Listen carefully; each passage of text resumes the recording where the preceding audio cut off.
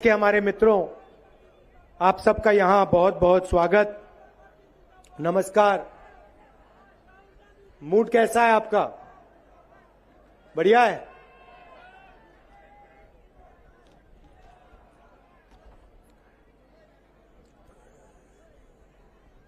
BJP के जो नेता हैं, कभी आप उनका भाषण सुनो तो वो आदिवासियों को वनवासी कहते हैं। आपने देखा है कि आप जो हमारे आदिवासी हैं उनके लिए नरेंद्र मोदी जी ने, आरएसएस के लोगों ने, बीजेपी के नेताओं ने एक नया शब्द निकाला है। उन्हें वो वनवासी कहते हैं। आदिवासी शब्द में और वनवासी शब्द में बहुत बड़ा फर्क है, जमीन आसमान का फर्क है। पता नहीं आपने देखा या नहीं, कुछ समय पहले बीजेपी के एक नेता ने, मध्य प्रदेश के नेता ने, एक आदिवासी युवा के ऊपर पेशाब किया। आपने वीडियो देखा है? देखा है ना? उसमें नेता खड़ा है, आदिवासी बच्चा वीडियो में है, नेता उस पर पेशाब कर रहा है और फिर उसके बाद नेता ने वीडियो को वायरल किया। अब आप सोचिए इनकी विचारधारा के बारे में। ये आदिवासी युवा पर पेशाब करते हैं और फिर उस वीडियो को वायरल करते हैं, पूरे देश में फैलाते हैं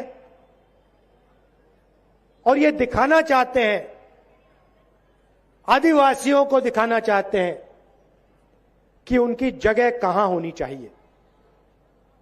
इसलिए उन्होंने आपके लिए यह वनवासी शब्द निकाला है। ये सोचते हैं कि आपकी जगह, जंगल में जो जानवर रहते हैं वैसी आपकी जगह होनी चाहिए। जैसे इनके नेता जानवरों से बर्ताव करते हैं। आपने कभी बीजेपी के नेता को जानवर पे पेशाब करते हुए देखा है? नहीं देखा ना? मगर आदिवासी पे बीजेपी के नेता को आपने पेशाब करते हुए देखा है। क्यों? ये आपके, इनके दिमाग में आप लोग जंगल के हो। जैसे जानवर जंगल में रहते हैं वैसे ही आपको नाम देते हैं वनवासी। इसका कारण है भाइयों और बहनों, क्योंकि आदिवासी शब्द एक क्रांतिकारी शब्द है। आदिवासी शब्द के अंदर, इस शब्द की गहराई में आपकी सच्चाई छुपी हुई है। आदिवासी का मतलब जो इस देश के पहले और असली मालिक हैं। आदिवासी का यह मतलब है। मतलब इस देश की सारी जमीन, इस देश का जंगल, इस देश का जल एक दिन आपका हुआ करता था और वो जंगल, जमीन और जल आपके हाथों से लिया गया है। आदिवासी शब्द का यह मतलब है और इसलिए बीजेपी इस शब्द को प्रयोग नहीं करना चाहते, क्योंकि अगर बीजेपी इस शब्द का प्रयोग करेंगे तो बीजेपी को आपका जल, आपका जंगल और आपकी जमीन आपको वापस देनी पड़ेगी।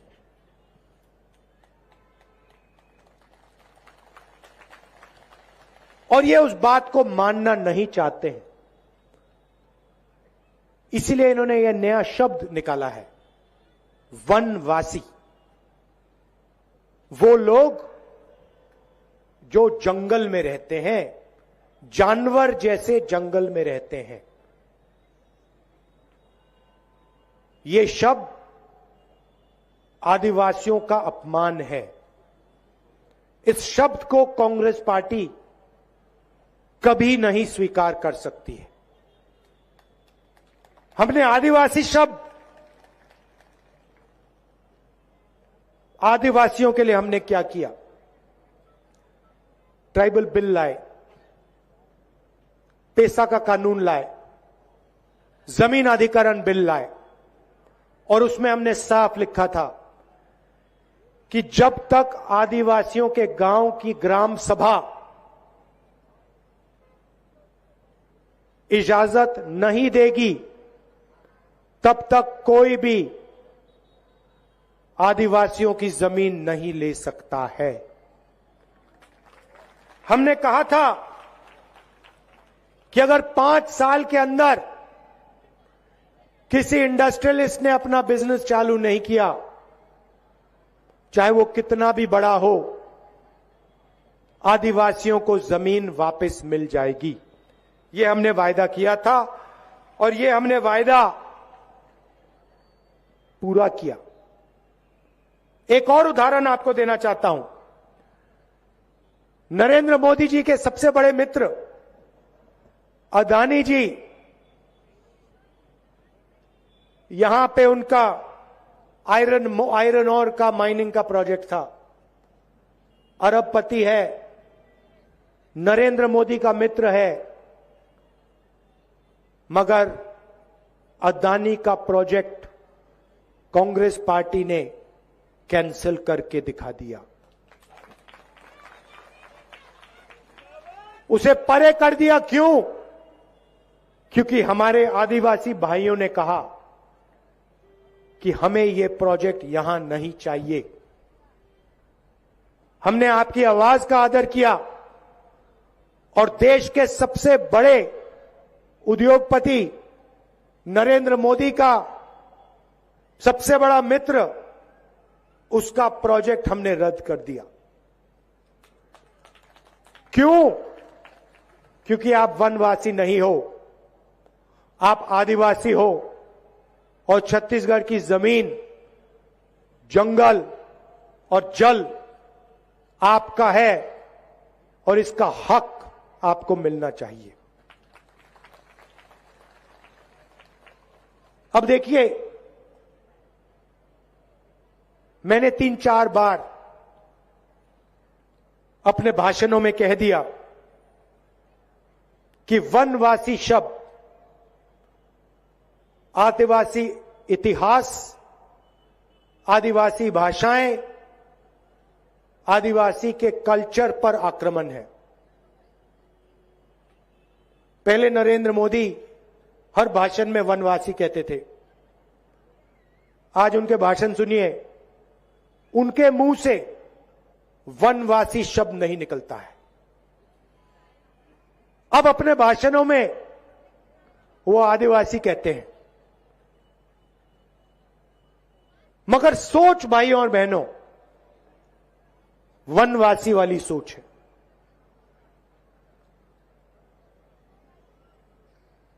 आज अपने भाषण में उन्होंने कहा कि हिंदुस्तान में एक ही जात है और वो है हिंदुस्तान का गरीब। मतलब नए भाषण में कह रहे हैं कि इस देश में ना दलित हैं, ना आदिवासी हैं, ना पिछड़े हैं, और हम सब जानते हैं कि इस देश में आदिवासी हैं, आदिवासी भाषाएं हैं, आदिवासी संस्कृति है, आदिवासी इतिहास है, दलित हैं, दलितों के साथ अपमान किया जाता है, उनको हर रोज तंग किया जाता है, पिछड़ों को जो हक मिलना चाहिए उनको नहीं मिलता। और आज हिंदुस्तान के प्रधानमंत्री कहते हैं हिंदुस्तान में सिर्फ एक जात है और वो गरीब। अच्छा, अगर सिर्फ एक जात है तो आप अपने आप को ओबीसी क्यों कहते हो? हर भाषण में आप क्यों कहते हो कि मैं ओबीसी हूं? और आपने अपने शब्द क्यों बदले? मैंने 3-4 बार अपने भाषणों में कहा कि वनवासी आदिवासियों पर अपमान है। आप अपने भाषण में आज वनवासी क्यों नहीं कहते? क्योंकि आप जानते हो कि जो आपकी सोच है वो आदिवासियों की अपमान की सोच है। इसलिए आपने अपने शब्द बदले, मगर आपने अपनी सोच नहीं बदली। नरेंद्र मोदी जी, आप अपनी सोच बदलिए। शब्द बदलना बहुत आसान होता है, आप अपनी सोच बदलिए। शब्द का कोई मतलब नहीं। आपके शब्द खोखले हैं। आप यहां पहले आए थे, आपने कहा था हर बैंक अकाउंट में मैं 15 लाख रुपए डालूंगा। भाइयों और बहनों, आदिवासी भाइयों और बहनों, 15 लाख रुपए आपको मिले? यहां कोई एक व्यक्ति है, नरेंद्र मोदी जी के मुंह से शब्द निकले थे 15 लाख रुपए हर बैंक अकाउंट में डालूंगा। कोई एक व्यक्ति है यहां पे जिसके बैंक अकाउंट में 15 लाख रुपए मिले? नरेंद्र मोदी जी ने कहा था नोटबंदी से काला धन मिटेगा। यहां एक व्यक्ति है जो कह सकता है कि हां, नोटबंदी से हमें फायदा मिला। नरेंद्र मोदी जी ने कहा था जीएसटी से हिंदुस्तान बदलेगा। यहां एक व्यक्ति है जो कह सकता है हां, जीएसटी से मुझे फायदा मिला। अच्छा, पिछले चुनाव में हम आए थे, मैं आया था, मैंने भी वायदे किए थे, आपको याद होंगे। मैंने कहा था, ऐसे स्टेज से मैंने कहा था कि छत्तीसगढ़ के किसान को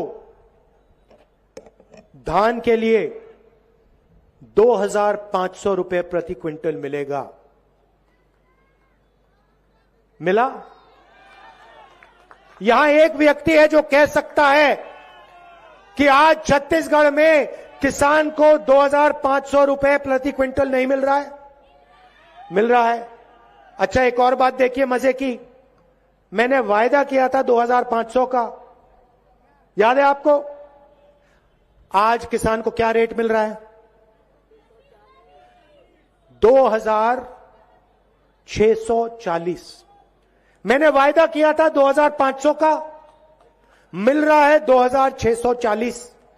आपने हमें यह तो नहीं कहा कि भैया बढ़ाओ, नहीं, हमने एकदम बढ़ा दिया। क्यों? क्योंकि हम किसान से बात करते हैं, हम किसान के दर्द को समझते हैं। और मैं आपको यहां कह रहा हूं, देखिए आज 2,640 है, आपको कहने की जरूरत भी नहीं पड़ेगी। आने वाले समय में ये बढ़ता जाएगा, बढ़ता जाएगा, बढ़ता जाएगा। ये कुछ ही समय में 3,000 हो जाएगा। नरेंद्र मोदी जी ने कहा था कि कांग्रेस पार्टी किसानों का कर्जा माफ नहीं करेगी। मैंने अपने भाषणों में कहा था, पहली मीटिंग में छत्तीसगढ़ के किसान का कर्जा माफ होगा। भाइयों और बहनों, कुछ ही दिन पहले मैं खेत में गया, मैंने 2 घंटा धान काटा। वहां पे किसानों से मैंने पूछा, आम किसान से मैंने उनसे पूछा, भैया एक बात बताओ, आपका कर्जा माफ हुआ? मुझे कहते हैं, राहुल जी आप क्या कह रहे हो, मेरा कर्जा माफ हुआ जो मैं सपना भी नहीं देख सकता था।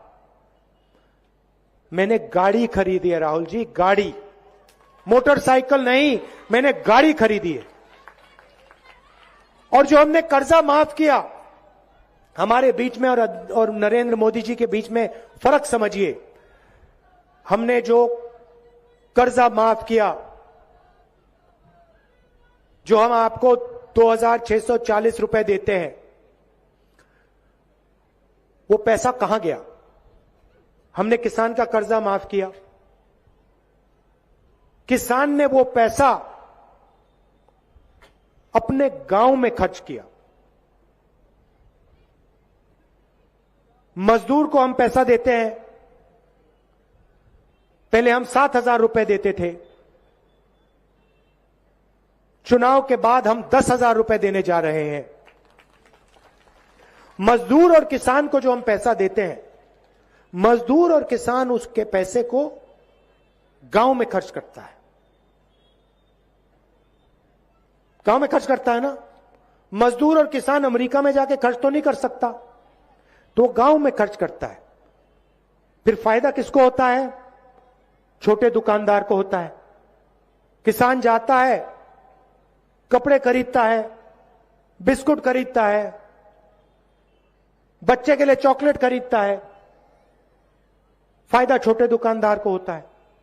तो पूरा का पूरा पैसा गांव में पहुंचता है। नरेंद्र मोदी जी क्या करते हैं? यहां पे कहते हैं अदानी जी को जमीन दो, अदानी जी आपकी जमीन छीन लेते हैं। आपके लोग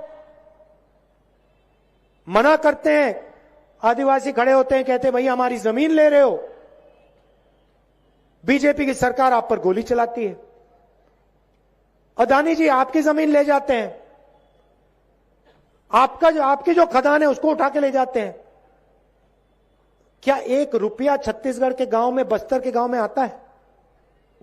पैसा कहां जाता है? अमेरिका जाता है, जापान जाता है,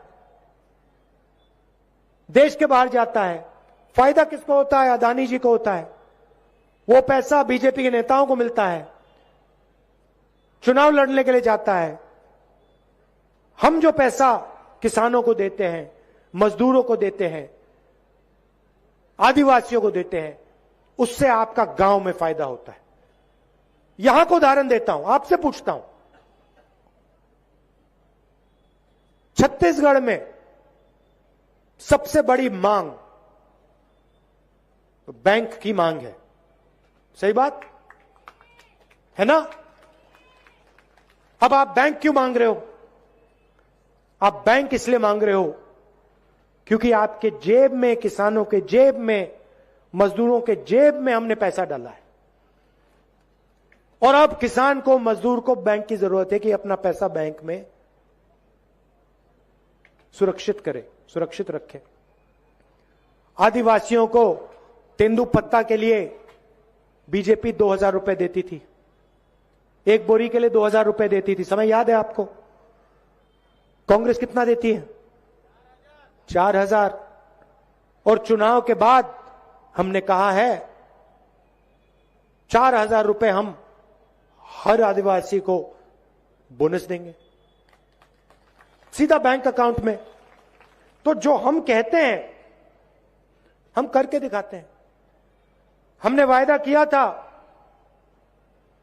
कि हम आपको कर्जा माफ करके दिखाएंगे, 2,500 रुपए प्रति क्विंटल पैसा देंगे, मगर हम वहां नहीं रुके। हम एक योजना लाए किसानों के लिए, किसान न्याय योजना। भाइयों और बहनों, 23,000 करोड़ रुपए हमने 26 लाख किसानों के बैंक अकाउंट में डाल के दिखा दिया। अब बीजेपी आती है, भाषण कर जाते हैं, आपको कहते भैया आप तो जंगल के हो, वनवासी हो, अदानी जी को अपनी जमीन दो, गोली खाओ। ये जो आदिवासी बिल है, पैसा कानून है, इसकी कोई जरूरत नहीं है, इसको रद्द करो। जमीन अधिकारी बिल है, अधिकार बिल है, इसको खत्म करो। और आपका जंगल, आपकी जमीन, आपका जल आपसे छीनते हैं। यह फर्क है उनमें और हम में। जगदलपुर के लिए हमने क्या किया मैं आपको बताता हूं। जो स्कूल बंद हो गए थे, 300 स्कूल हमने फिर से खोले। बीजेपी के समय जो स्कूल बंद हुए हमने खोले। 23,000 लोगों की जमीन हमने उनको वापस दी। फॉरेस्ट राइट एक्ट में मैंने आपसे कहा कि अदानी जी का जो आयरन और प्रोजेक्ट था उसको हमने रद्द किया। रूरल इंडस्ट्रियल पार्क खोले, 10 कारखाने हमने खोले हैं, 8 स्वामी आत्मानंद स्कूल हमने आपके लिए खोले हैं, जिसमें आदिवासियों के बच्चे अंग्रेजी सीख रहे हैं। अच्छा, बीजेपी के लोग कहते हैं हिंदी सीखो, छत्तीसगढ़ी मत सीखो, अंग्रेजी मत सीखो।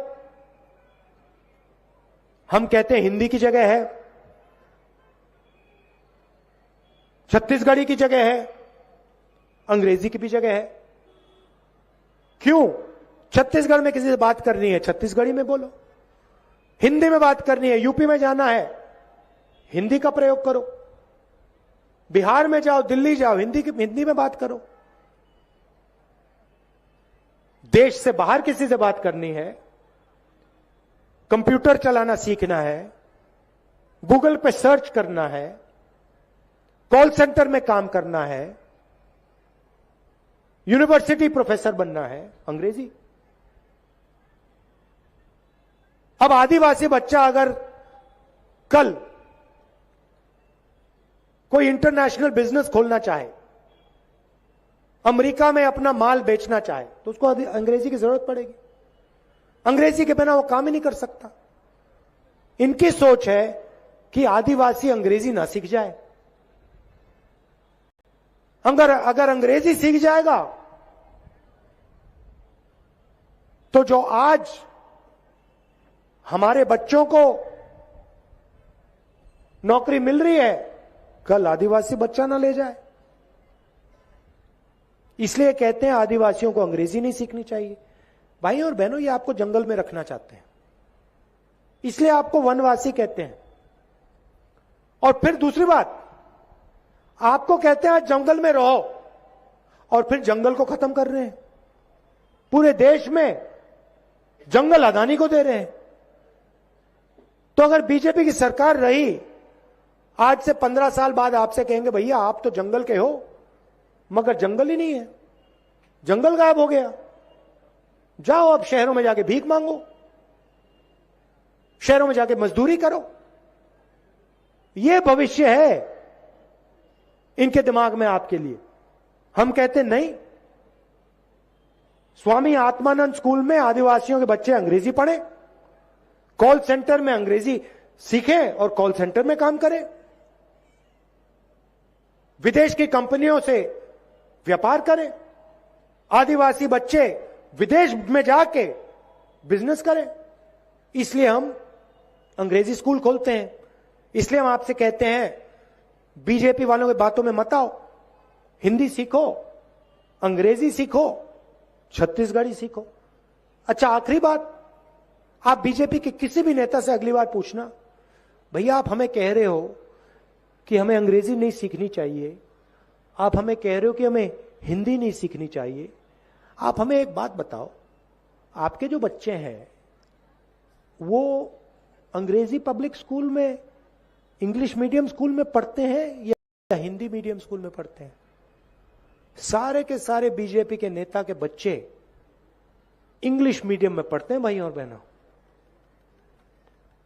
और वो चाहते हैं कि गलती से भी आदिवासी बच्चा अंग्रेजी ना सीख जाए, क्योंकि वो जानते हैं कि अगर आदिवासी बच्चे अंग्रेजी सीख जाएं तो आदिवासी दूसरा सपना देखना शुरू कर देंगे। आदिवासी बच्चे पायलट बनने की कोशिश करेंगे, इंजीनियर बनने की कोशिश करेंगे, डॉक्टर बनने की कोशिश करेंगे, कंप्यूटर चलाना सीखेंगे, और ये नहीं चाहते कि आपके बच्चे ये काम करें। इसलिए इन्होंने ये शब्द वनवासी निकाला है। और मैं बता रहा हूं आपको, ये जो इनका शब्द है ना, इस शब्द को कांग्रेस पार्टी मिटा के दिखा देगी। ये बीजेपी के लोग, आप देख लेना, बीजेपी के लोग में वनवासी बोलने का दम नहीं रहेगा। मिटा देंगे इस शब्द को हम हिंदुस्तान से। ये आप आदिवासी हो, आदिवासी रहोगे, और ये देश का जल, जंगल और जमीन, उस पर आपका हक रहेगा। जल का फायदा, जंगल का फायदा, जमीन का फायदा आपको मिलेगा। हम आपके साथ खड़े हैं, 1 इंच पीछे नहीं हटेंगे। चाहे वो अदानी की मदद करें, चाहे किसी और उद्योगपति की। आपकी जमीन लेने से पहले आदिवासियों से परमिशन लेनी पड़ेगी। आप सबका दिल से धन्यवाद। कांग्रेस पार्टी का समर्थन कीजिए। तेजी से छत्तीसगढ़ में प्रगति हो रही है और तेजी से प्रगति होगी। धन्यवाद। जय हिंद। बहुत बहुत धन्यवाद। मत पूछिए इनका कारोबार क्या है, मोहब्बत की दुकान खोलनी उन्होंने नफरत के बाजार में।